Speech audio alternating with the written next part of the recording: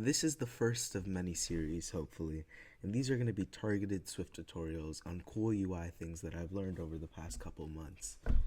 My main focus with this is really extending any knowledge I have on any existing UI tutorials or neat things I've picked up along the way to save you any potential headaches. Today's video will be about creating an infinite and reversible scrollable collection view. In a moment here, I'll show you the demo project, and this is what we're aiming for with the infinite and reversible collection view. You'll see more what I mean about reversible in a minute. 1 second as my demo project compiles. So, how's your day? Living good? That's good. Quarantine times, dangerous times, sickly times. Okay, as you can see here, we actually only have in total 5 different images or unique images: the airplane, our cat, Stitch, Karate Man, and Wario. And as you can see, it just keeps scrolling. However, the interesting thing to note here is that it's also reversible.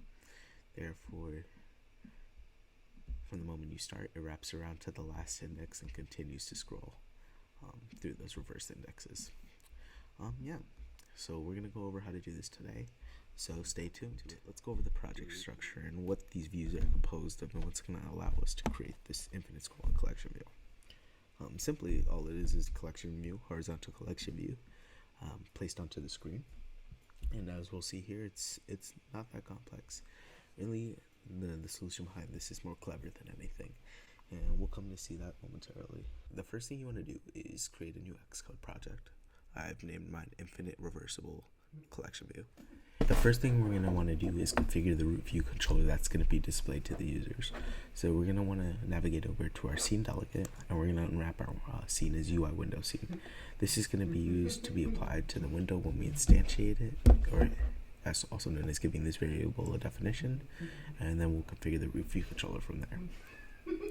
So we're going to guard let scene equals scene as UI window scene, and if it doesn't exist, we're going to provide an early exit. Next, we're going to declare the above top window definition. And we're going to do UI window, and the window scene that we're going to pass along is the scene we're getting from this argument.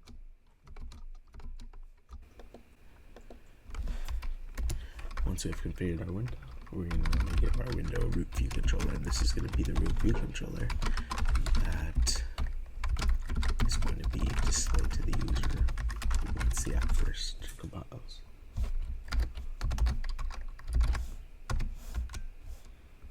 Next, we're going to make window key invisible. It's in charge of actually displaying the root view controller to the user visually. Complain about carousel view controller not existing, which makes sense since we haven't created it yet. So let's navigate to this view controller file that has been generated for us, and let's rename it to carousel view controller. And then proceed to change the class name.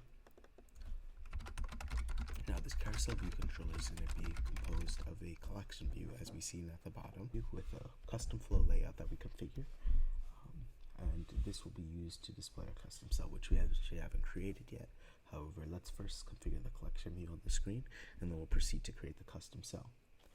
As you can see in the simulator, this collection view is registering a cell that's only comprised of an image view and a red background, which will apply to the content view. However, we'll get to that in a second. The first thing we want to do is create our collection view.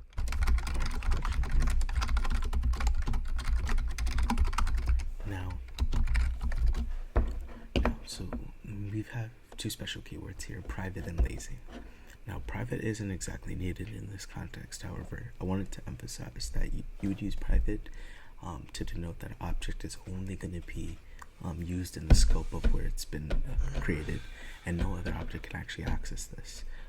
Due to no other object actually accessing our collection view, or no other view controller or class, we don't need to denote the private keyword. However, just to emphasize that point, as well as lazy. Lazy actually defers the instantiation of any object until it's actually referenced or used. This is efficient to avoid any expensive operations that don't actually need to be completed or executed. So now once we have our collection view, we're actually going to configure it. So like collection view, UI collection view, and we're going to use auto layout to configure this, to configure the sizing. So what we're going to want to do is give this a frame of .0,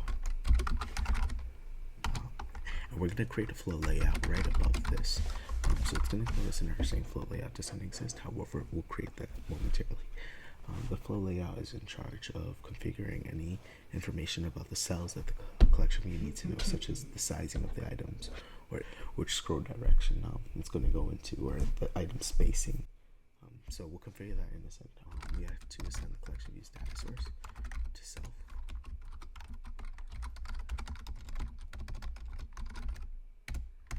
We're also going to set its delegate to self. And you could read more about this by going into the data source and delegate method documentation, and you can see the many functions as. We want to be able to perform auto layout on this collection view, as I mentioned earlier. So we're actually going to have to have this property translate auto resizing masking to constraints and set equal to false. However, it's not going to give me the auto layout due to flow layout not existing. So let's create flow layout first, just to make our lives easier.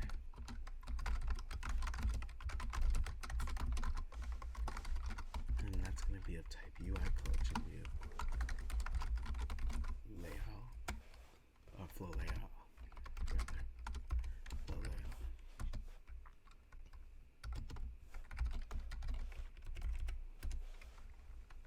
And here we're just going to create our layout.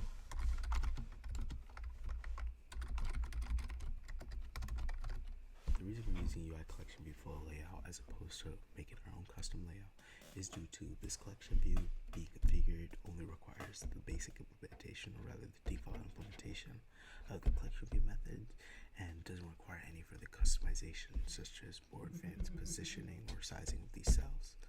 So for right now, we're going to stick with this UI collection view flow layout, and we're going to configure some of the necessary properties in order to make our collection view. So once we instantiate our layout, we want to give the minimum inter-item spacing of 10. So this is going to be able to space out our corresponding cells by 10 points. So what we're going to do is layout inter-item spacing equal to 10. And this is a horizontal collection view. So we want to configure the scroll direction to be horizontal, as well as give our cells the correct item size. So for now, I've decided to go with a size of 200 by 100 width and height, respectively. These values you can play around with anything to your liking. These were just some arbitrary values I decided to go with. And then last, we want to return our layout. Now, once we return our layout, we should stop complaining about our layout not existing. And it's going to give us an error saying data source and delegate. And we're not conforming to the necessary protocols. So what we're going to do is, and apologies, I forgot to call equal sign here. So what we're going to do is we're going to conform to UI collection view data source as well as UI collection view. Now we don't have the necessary delegate methods, which we'll add in a second. However, coming back to this, we're going to set this value to false. This is what allows us to use auto layout on our collection view.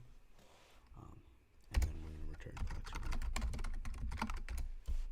Now it's complaining about us not using the appropriate data source and value methods.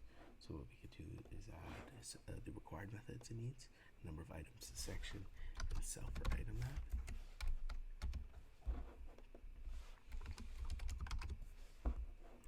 Before we go deeper to these methods, let's actually use our collection view and add it as a subview to our view. So what we're going to want to do is view.add subview collection view. Let's just set the background color for white for now. I'm going to set the collection view background clear. No need to set it as white again, given the parent view's color is white. And then we're going to call this method setup constraints. This doesn't exist yet, however, this is what's going to be used to create. And then we're going to call this method setup constraints, and we'll call a method we have created yet setup. We'll then call a method we haven't created just yet called setup constraint, and this is what's going to be used to constrain our collection view to its parent view. We'll make this a private method, just given that no other class or file can access this method. It's only in the scope of this class.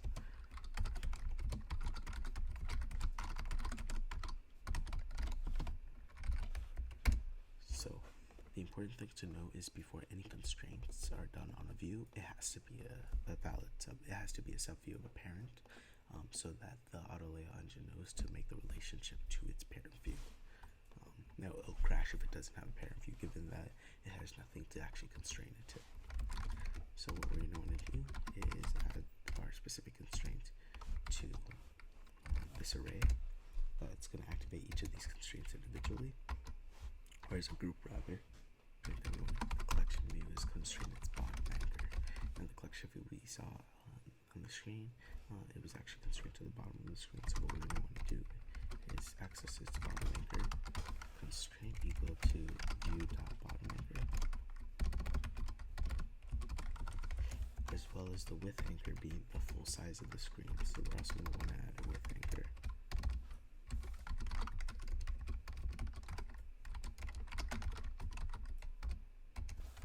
And lastly, we don't want to make the collection view the whole screen. However, you can play with these values. So hard-coded value 200 for the height. However, again, you can play with these values.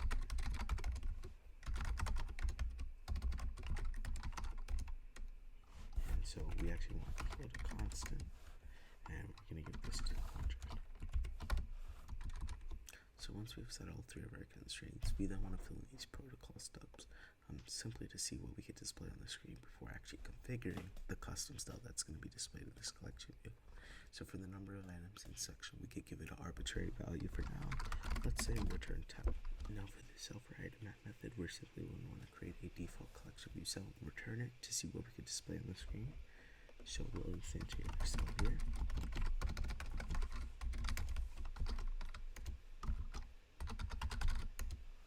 And since this is a default cell, we can give it any string as a reuse identifier. For now, I'll use cell, and we'll pass in the index path, and we'll return the cell here. So this will actually crash due to us not registering a default cell. So what we're going to want to do is in our view did load, we want to register this default cell. Register cell collection view cell dot cell with reuse identifier cell.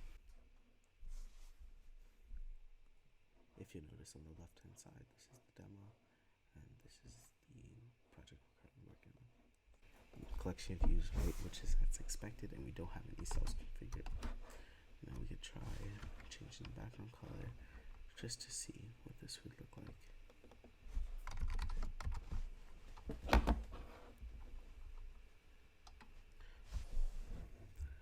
So now we're going to want to configure our custom collection view cell, which is actually going to be in charge of displaying this image view we have here set with this pixel for you that we found online. And these will also be linked in the description down below, or you could choose of your own.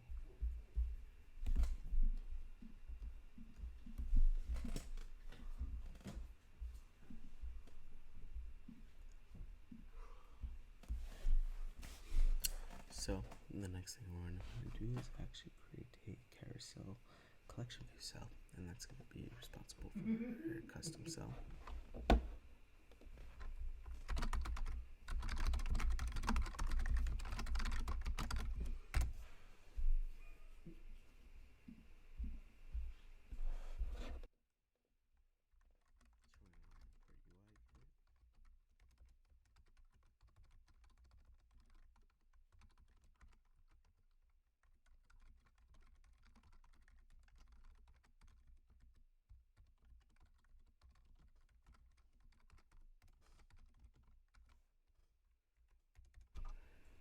Once we've created our custom collection view cell class, we're going to want to going to be added as a subview to the content view.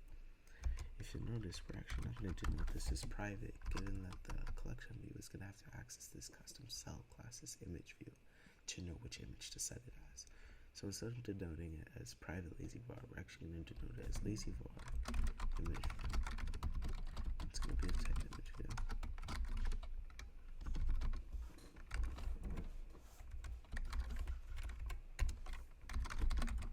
So we're going to want to instantiate our image view. And again, we're going to be using auto layout to constrain this image view, so we can give it a frame of .0 for now. And in order for auto layout to work, we're going to actually have to set this property to false. And we're going to want to give this image view content mode of scale aspect for now. Simply, we're caring about the functionality for now. However, you can play around with these properties at your choosing. And right here, we're going to want to return image view.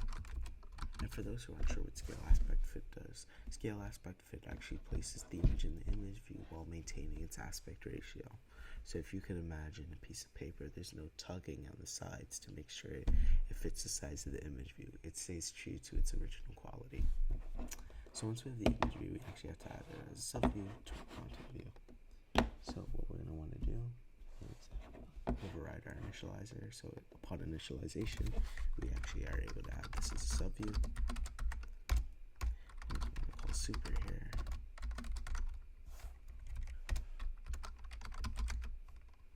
And right here, we're actually going to want to add content view dot subview. We're going to call our image view, and then we're going to call setup constraints. And again, this method doesn't exist. However, we'll create it momentarily. This will be used to constrain our image view to our cell. And one more small addition, just to add some visual flair, we'll add a corner radius to this content view. Not of 70, but of 6.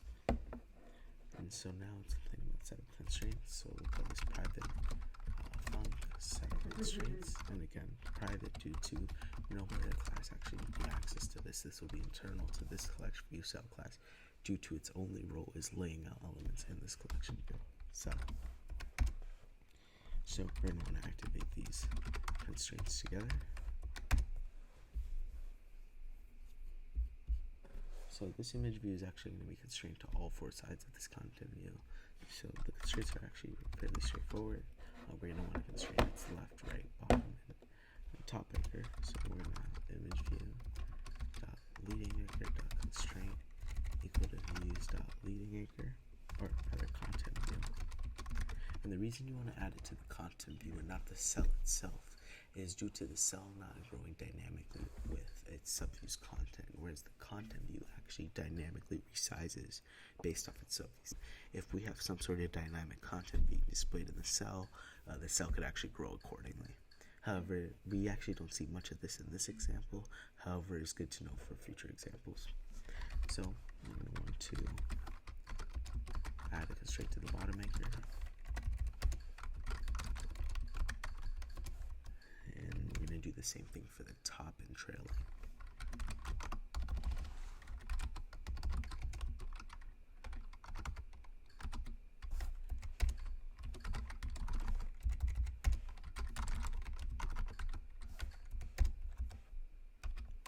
Where's the top anchor?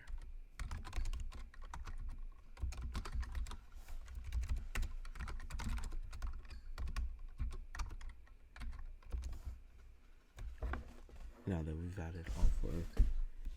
added all four of our constraints, we're actually missing one initializer. Whenever we override the default initializer, we actually have to add the required initializer. We actually don't need to worry too much about this. So for now, we'll just call super init on this method, and we'll pass in this coder. So one thing as well that we've noticed is that in carousel view controller, when dequeuing a default cell, we had to give it this cell reuse identifier. However, now that we have our custom CollectionView cell, it would be nice if our reuse identifier was the name of its file. Instead of typing out the name of this file in this string, instead a neat little trick is that we could actually declare a computer variable, also known as a getter variable, that's only job is to return a calculated string. The reason we call this a getter is due to it actually having no ability to be able to be written to. The only reason we would use it is to read a specific value. So what we'd want to do is create the static var. The reason we're going to create it static is because we don't want to have to instantiate the cell in order to read the string property. We're going to be able to read it through accessing it through carousel CollectionView cell dot identifier and be able to simply return the string that we've added. So we'll call this identifier, and this is going to be a type string. So this is one way to write a computed variable. We would add a get block here, and we would return a specific value for wherever this value is read from.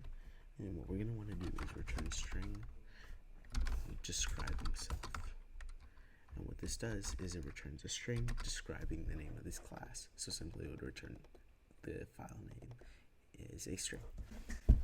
However, the neat thing is that when you have a property that's only consisting of a getter variable, you actually don't need to specify get here.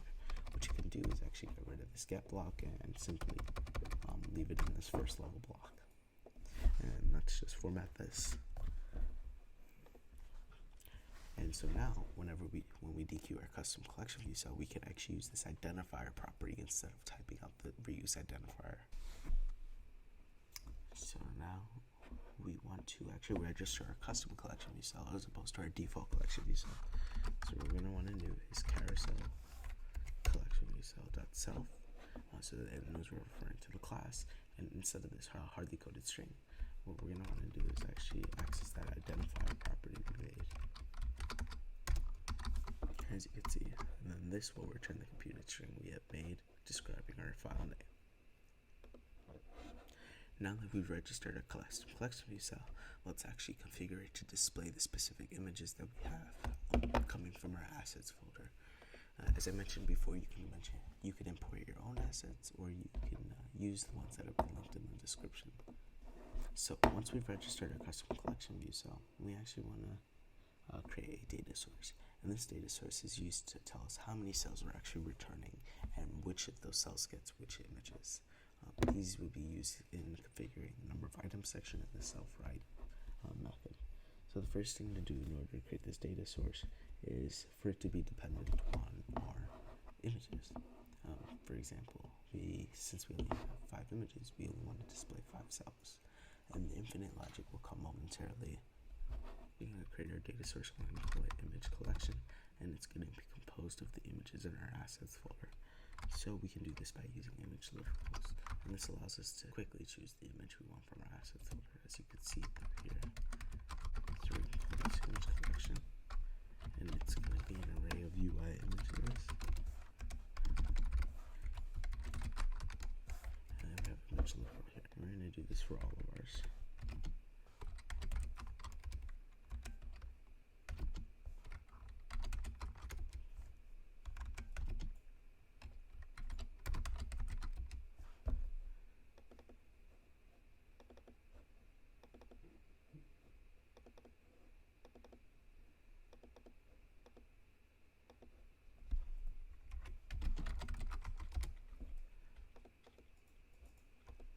Once we have our image collection, due to only have 5 items, we're going to want to return image collection.count as opposed to our previous hard-coded value of 10.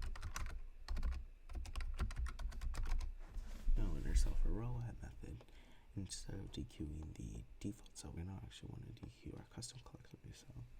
So for the reuse identifier, we're actually going to want to pass in the same identifier property. However, this cell doesn't actually know itself a type custom class. It just knows to dequeue a custom cell. So what we're going to want to do is actually cast this cell as our custom carousel collection, and this will give us access to that image view we configured earlier in this class. So it's going to complain about the cell being optional. So what we can do, instead of forcing wrapping this cell as a custom carousel CollectionView cell, we can use a guard statement to provide an early exit if for some reason it can't cast the cell as our custom class. So what we're going to want to do is have a guard statement here, and then if it can't be configured, then we're going to want to return a default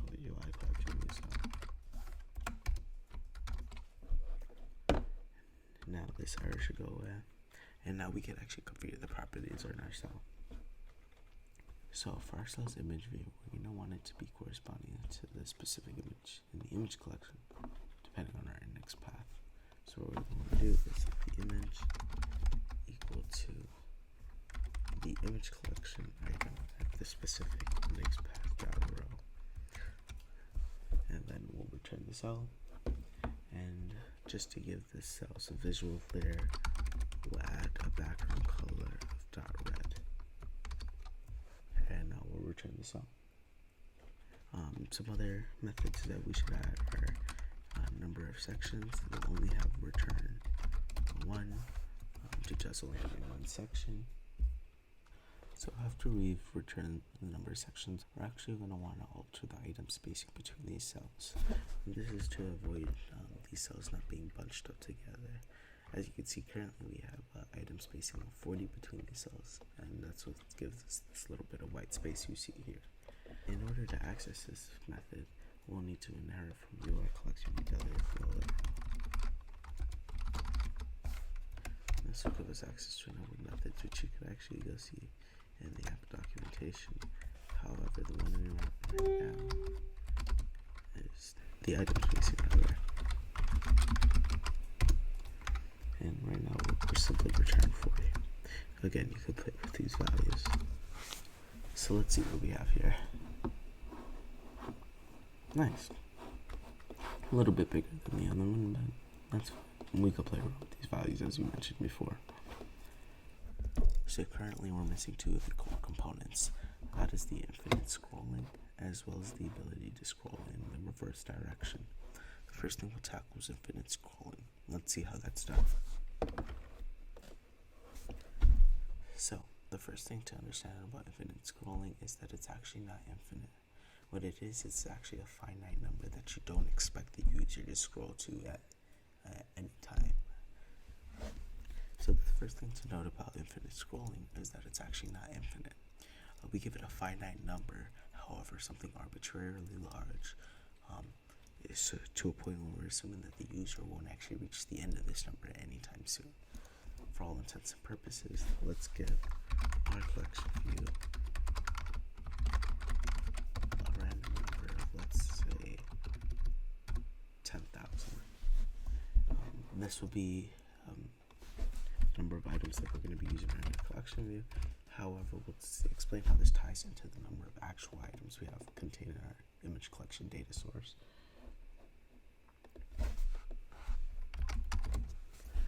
So, right now, instead of returning image collection.count, we're actually going to want to return number of items. And if we run this, we'll actually run into an error saying that this index path.row doesn't exist. As you can see here, due to when index path row actually exceeds the number of items in image collection, it crashes. So the goal with infinite scrolling is that once index path.row exceeds the number of items in image collection, we simply loop back to the beginning of the image collection and we start to display the first image again. As you can see here in the simulator, our first image is the cat, and as we proceed we get to the end image of Wario. However, this would be the time where our natural images end. With infinite scrolling, when we reach the end, we actually want to loop back around to the first index, which will display our airplane and then our cat, so on and so forth. So the way we could do this is actually through modulus math. We want to take the remainder of the row and actually divide it by the number of items we have altogether. So what we're going to want to do is find the remainder of when we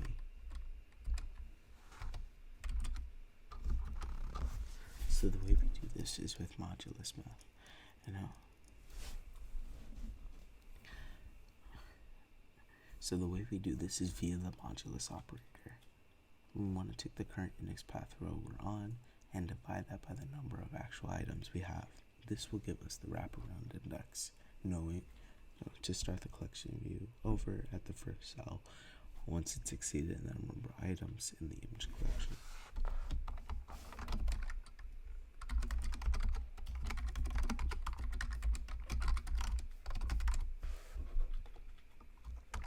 So let's run it now. Let's see if it's produced in a collection view. As you can see now, it doesn't crash once the index path arrow exceeds the actual number of items we have in our image collection.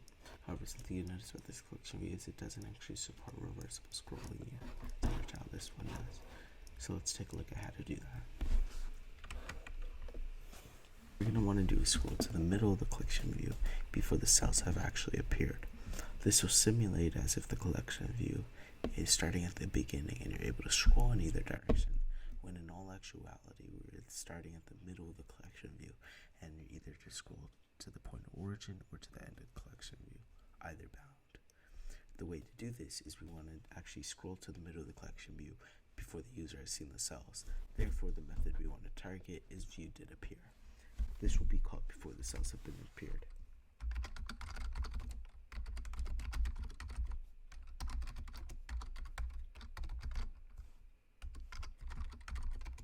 And we're going to want to call animated. And simply right here, what we're going to need to do is scroll to the middle of the collection view before the user has seen the cells. In order to do that, we'll need the specific index path to scroll to. So right here, we're going to create a property called index path, and it's going to be created at the middle row. The way we can do this is by taking our number of items and dividing it by 2, as well as in the specific section of 0, due to us only actually having one section. Once we've created this index path property, we can call CollectionView.scrollToItem at index path. Scroll position is actually relating to when it scrolls to this item, where should it position the cell. In order to simulate that it's the first cell, we actually want to place it at the left bound, which our collection view normally starts at. And we're not going to want to animate this. This is due to the fact that when you animate a view, the extra animation time could actually conflict with the cells appearing. Therefore, the cells could appear and you're still animating, kind of giving it away to the user that we're scrolling to the middle of the collection view. So what we're going to want to do is set this property to false. So by the time that the cells appear, it's already been scrolled to the middle. Now let's run it and see if we have a reversible collection view. Yep, as you can see, it's reversible in either direction due to the number of items we've dequeued, as well as starting it at the middle, simulating the effect that we're starting at the beginning. Thanks for watching. Code will be linked down below, and please feel free to ask me any questions. Thank you.